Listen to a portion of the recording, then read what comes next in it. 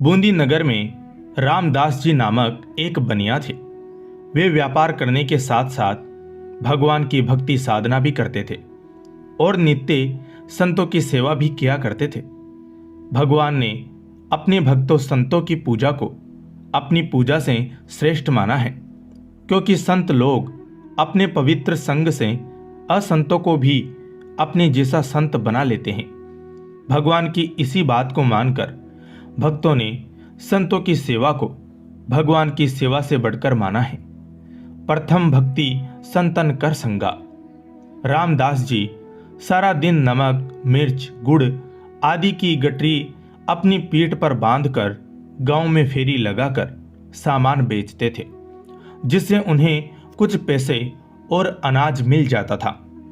एक दिन फेरी में कुछ सामान बेचने के बाद गठरी सिर पर रखकर घर की ओर चले। गठरी का वजन अधिक था, पर वह उसे जैसे तैसे ढो रहे थे। भगवान श्री राम एक किसान का रूप धारण कर आए और बोले कि भगत जी, आपका दुख मुझसे देखा नहीं जा रहा है। मुझे भार वहन करने का अभ्यास है। मुझे भी बूंदी जाना है। मैं आपकी गठरी घर पहुंचा दूंगा। ऐसा कहकर भगवान ने अपने भक्त के सिर का भार अपने ऊपर ले लिया और तेजी से आगे बढ़कर आंखों से ओझल हो गए।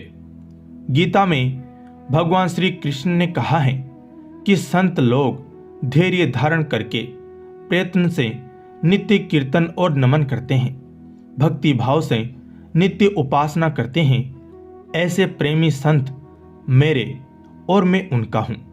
इस लोक में मैं उनके कार्यों में सदा सहयोग करता हूं। रामदास जी सोचने लगे कि मैं इसे पहचानता नहीं हूं और यह भी शायद मेरा घर नहीं जानता, पर जाने दो, राम करे सो होए। यह कहकर वह राम धुन गाते हुए घर की ओर चल दिए। रास्ते में वे मन ही मन सोचने लगे कि आज थका हुआ हूं। यदि घर पहुंचने पर गर्म जल मिल जाए तो झट से स्नान कर सेवा पूजा कर लूं, और आज कड़ी फुल्का का भोग लगे तो अच्छा है। उधर किसान बने भगवान श्री राम ने रामदास जी के घर जाकर गठरी एक कोने में रख दी और जोर से पुकार कर कहा कि भगत जी आ रहे हैं। उन्होंने कहा है कि नहाने के लिए पानी गर्म कर देना और भोग के लिए कड़ी फुल्का बना देना। कुछ देर बाद रामदास जी घर पहुंचे तो उन्होंने देखा कि सामान की गठरी कोने में रखी हैं। उनकी पत्नी ने कहा कि पानी गर्म कर दिया है, झट से स्नान कर लो। भोग के लिए गर्म गर्म कढ़ी और फुलके भी तैयार हैं। रामदास जी ने आश्चर्यचकित होकर पूछा कि तुमने मेरे मन की बात कैसे जान ली? पत्नी बोली कि मुझे क्या पता तुम्हारे मन की बात, उस गठरी लाने वाले ने कहा था। रामदास जी समझ गए कि आज राम जी ने भक्त वत्सलतावश बड़ा कष्ट सहा। उनकी आंखों से प्रेमाश्रु झरने लगे और वे अपने इष्ट के ध्यान में बैठ गए।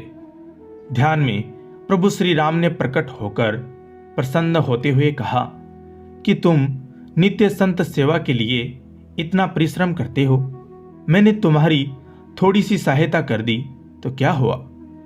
गीता में भगवान श्री कृष्ण ने कहा है, अनन्य चेता सततम यो माम स्मृति नितेश तस्याम सुलभ पार्थ नित्य युक्त से योगिनः। अर्थात मेरा ही ध्यान मन में रखकर प्रतिदिन जो मुझे भजता है, उस योगी संत को सहज में मेरा दर्शन हो जाता है। रामदास जी ने अपनी पत्नी से पूछा कि क्या तूने उस गठरी लाने वाले को देखा था? पत्नी बोली कि मैं तो अंदर थी, पर उस व्यक्ति के शब्द बहुत ही मधुर थे। रामदास जी ने पत्नी को बताया कि वे साक्षात श्री राम ही थे। तभी उन्होंने मेरे मन की बात जान ली। दोनों पति पत्नी भगवान की भक्त वत्सलता से भाव विवहल होकर राम धुन गाने में लीन हो गए। जय श्री राम। धन्यवाद।